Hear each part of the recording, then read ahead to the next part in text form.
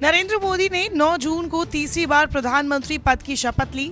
Team Modi में 71 मंत्रियों को जगह मिली है। इस बीच लोकसभा स्पीकर के लिए भी एनडीए के घटक दलों में जोर आजमाइश चल रही है। प्रधानमंत्री नरेंद्र मोदी की अगुवाई वाली एनडीए सरकार के दो बड़े घटक दल टीडीपी और जेडीयू भी इस होड़ में शामिल दिख रहे हैं। टीडीपी नेता एन चंद्रबाबू नायडू और जेडीयू नेता नीतीश कुमार को लगता है कि अगर उनकी पार्टी में तोड़फोड़ की कोशिश होगी तो स्पीकर पद उस समय जीवन बीमा होगा। इंडिया ब्लॉक ने भी कहा है कि अगर स्पीकर पद टीडीपी के पास जाता है तो वो समर्थन देने को तैयार है। हालांकि मोदी के दूसरे कार्यकाल में स्पीकर रहे कोटा सांसद ओम बिरला फिर दावेदारी में आगे हैं। उनके कैबिनेट मंत्री न बनने से अटकलें और जोर पकड़ चुकी है। इसी बीच बीजेपी के आंध्र प्रदेश अध्यक्ष डी पुरंदेश्वरी का नाम भी उछला है। पुरंदेश्वरी को नायडू की काट के तौर पर देखा जा रहा है। डी पुरंदेश्वरी तेलुगु देशम पार्टी के संस्थापक और दिग्गज नेता रहे एनटी रामाराव की बेटी है। 64 साल की पुरंदेश्वरी मौजूदा टीडीपी प्रमुख चंद्रबाबू नायडू की साली है। 1996 में जब एनटी रामाराव का तख्ता पलट किया गया था तब पुरंदेश्वरी ने नायडू का समर्थन किया था। उस समय उनके इस रुख की काफी चर्चा भी हुई थी। पुरंदेश्वरी की पढ़ाई लिखाई चेन्नई में हुई। स्कूली पढ़ाई पूरी करने के बाद उन्होंने 1989 में लिटरेचर में बीए किया।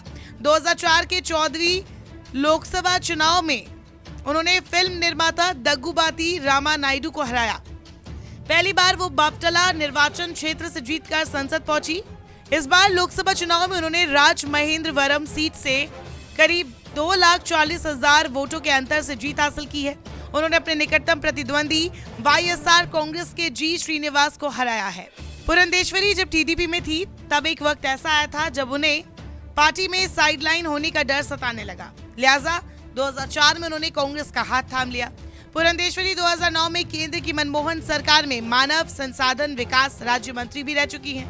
2012 में उन्हें यूपीए सरकार में वाणिज्य और उद्योग मंत्रालय में राज्य मंत्री का पद दिया गया।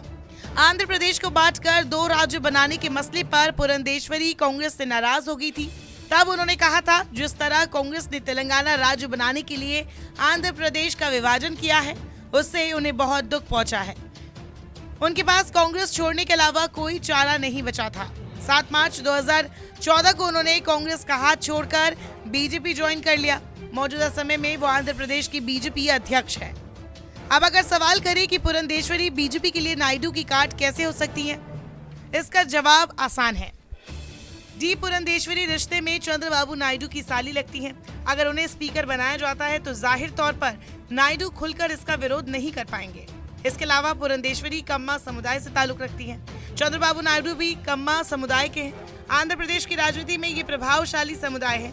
कम्मा समुदाय को टीडीपी का ट्रेडिशनल वोटर माना जाता है। साफ है कि डी पुरंदेश्वरी के बहाने बीजेपी नायडू की पार्टी टीडीपी के ट्रेडिशनल वोटर्स में सेंध लगाना चाहती है। हालांकि इस बार लोकसभा स्पीकर पद के लिए कई पार्टियां जोर लगा रही हैं। ओम बिरला भी इस रेस में है और प्रबल दावेदारों में सबसे आगे हैं। अब अगर पूछे कि आखिर लोकसभा स्पीकर के पद को लेकर इतनी बेचैनी क्यों? दरअसल लोकसभा स्पीकर का पद इसीलिए अहम हो जाता है क्योंकि पिछले कुछ सालों में सत्तारूढ़ दलों के भीतर विद्रोह के कई मामले सामने आए हैं। इससे कई पार्टियों में विभाजन भी हुआ है। चूंकि सरकार गिरने, अल्पमत में आने या सांसदों के बगावत करने के मामलों में दल बदल विरोधी कानून लागू होता है।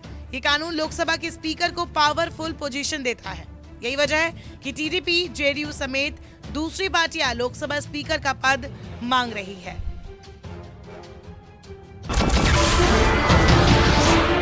नमस्कार, मैं हूं मानक गुप्ता।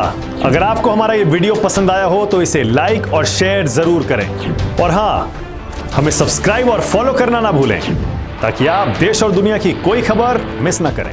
तो जुड़े रहिए हमारे साथ और देखते रहिए न्यूज़ 24।